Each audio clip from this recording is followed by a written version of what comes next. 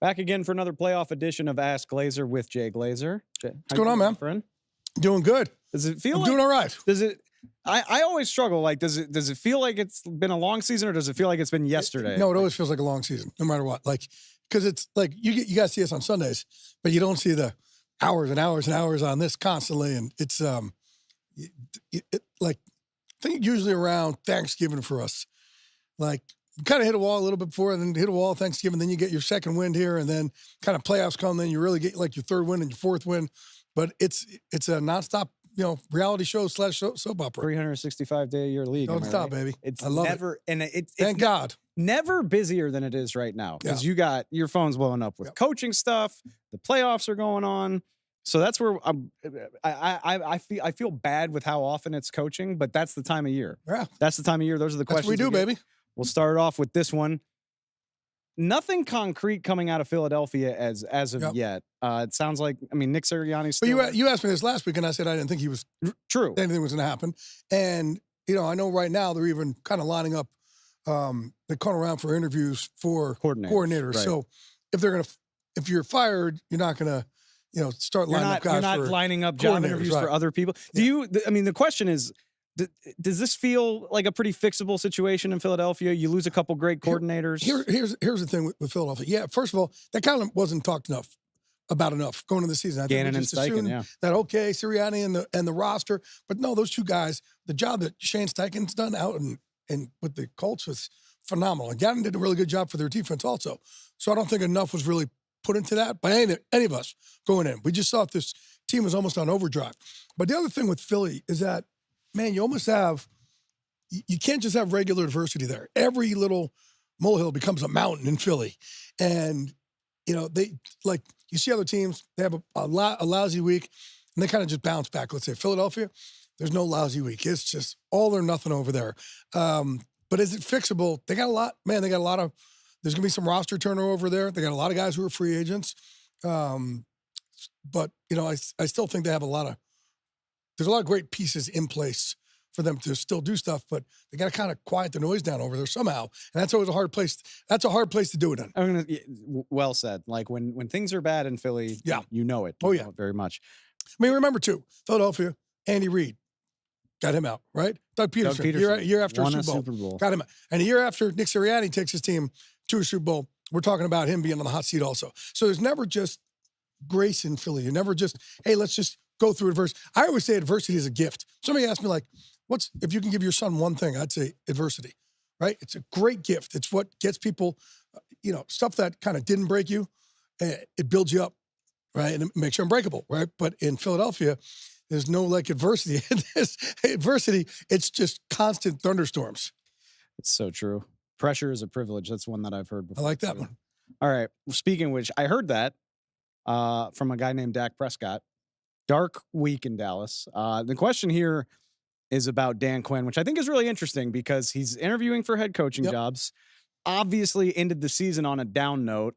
If he doesn't get one of those jobs, do you see him back in Dallas? Or I think they want him back in Dallas. It's just and people keep asking me also about, because here's what happens during this time of year. Everybody who is even looking for something else looks and they start, hey, is this guy going to get one? Is that guy going to get one? Hey, can you this guy? Can you put my name in here? Can you, things like that. And I've, example, one coach this week who was looking to connect with Dan Quinn and Raheem Morris and a couple of these guys. And he's like, hey, I got another offer, but I kind of need to give the answer today. And I said, dude, these guys are just on Zoom right now, right? You got to wait till these guys are in person before you know who's going to kind of get lined up where. So these coaching interviews, all of them except for Harbaugh and Belichick, everything's been on Zoom. Then next week, you're allowed to interview in person. So you don't really get a great sense of who's going where until those in-person interviews happen. This is purely anecdotal on my part, but because of that, it seems like it's taking teams longer to fill these jobs than. Well, but that's they changed the rules, rule, right? Yeah, they changed the rules for it. And I think I told you this a couple of years ago. And part of this, I know I've asked. I said, was this the reason why? And I've been told by the league, no. But Dan Quinn was going to be the head coach of the Denver Broncos, and he interviewed right after Dallas lost to San Fran. So he was in the tank, had no energy. So when he went in there, he just wasn't like this bubbly Dan Quinn. Dan Quinn is a culture builder. There's not as many teachers left in this league. There's a lot of play callers, but not teachers. He is a teacher. And I know he had one bad game last week, but he didn't suddenly just become a dummy on defense. And just on one game. Just doesn't happen like that. People do have bad games. And that was a bad game all around. They just came out, listless. But, they're, I don't know, forgot where I was going here on this one. Oh, so he's going to get the head coaching job in Denver. In Denver, yeah. And because he went so listless, they said, he didn't have the energy, so we're going to move on. They went with Hackett. And then eventually Hackett got fired, and Sean Payton, kind of what would have been. So it's taken longer. The league wanted it to take longer, so guys weren't just, jumping right out. And at the same time, I think guys getting ready for some of these playoff games were able to focus more on some of these playoff games. But here's the difference to it. What it used to be, you used to go in and you come with your big coaching book, and you used to go in for like 2 days of interviews, be like 12 hours in the first day and 6 hours in the second day, and you talk about everything in these interviews, everything from like the moment you get the job on, what's your team going to do in the Senior Bowl, who's going to the Combine, what the Super Bowl you're going to have off, or you're not, who's going to sit where on a plane, what's family going to do, how's your in training camp, like what's the cafeteria everything menu, right? So now they're stuff. doing these 2-hour Zoom interviews. Just get a little feel for people. But when those other interviews, when you get the in-person, that's when I think things will start getting in place more. This question's going to put you firmly on the spot. I apologize in advance. They want to know, if you were running the Bears organization, what would you do with the Justin Fields situation? Oh, I'd trade Justin Fields and draft Caleb Williams. Here's a couple of reasons why. One, you kind of get that salary relief for another couple of years. Right, so Justin Fields in a few years, and he'll be up. If he shines, he'll be up for a contract extension soon, and that kind of puts you in cap hell there, or different situation.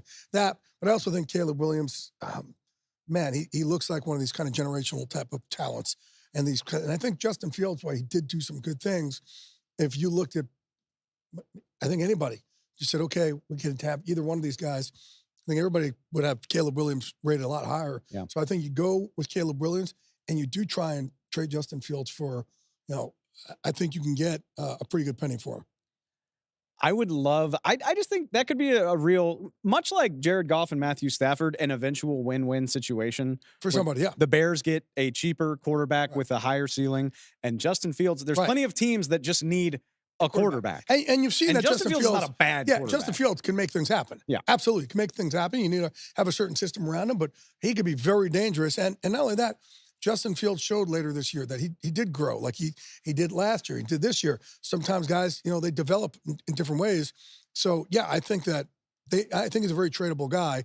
But because you just get Caleb in and you can keep on his rookie deal for longer, it's a smarter deal. 5 years of cost control, can't understate it. All right, we'll finish it up with the Carolina Panthers. What do you think is the biggest key to this organization turning it around? Oh man, I think they have a ways to go because they gave up a lot of draft capital to trade up for Bryce Young. I think that, they do have to, they haven't really had a culture in there in the last couple of years. There's been no culture. So under Frank Reich, there really wasn't. They were kind of finding their way, and it was just felt a little lost. Under Matt Rule, certainly wasn't a culture. So they need a culture guy first and foremost. And others say, well, we want to bring in an offensive guy, but man, you need a culture guy first and foremost to build a certain type of culture in there. Then you got to start putting players around that quarterback. And again, you don't have your first round draft pick this year. So it's not as easy you're going to have to make sure you do a hell of a job in personnel. Like a lot of these guys, look what the Rams did. The Rams have done a great job with some of their later round picks, building up and kind of rebuilding after they mortgaged a lot for the Super Bowl, right? And they came back a lot faster than we thought. 49ers done a great job with a lot of these draft picks. You're going to have to really hit on a lot of these draft picks, not just you obviously don't have your first one, but all the way down the road. Whoever they get, GM and coach, they are going to be up against it for sure. Yep. Jay, you are off to the conference championship game next week, man. Enjoy. Thank you, brother. Appreciate having you in studio all season. It's been great. It's been great, man. I like this. We'll talk to you soon. Absolutely. You gonna miss me? Of course. Come on, seriously. I love our chats. Yes. Seriously. Yes. Honestly, you can open to me. It's the highlight of the week. Just open up to me. It's the highlight of the week, my guy. Always. Appreciate you.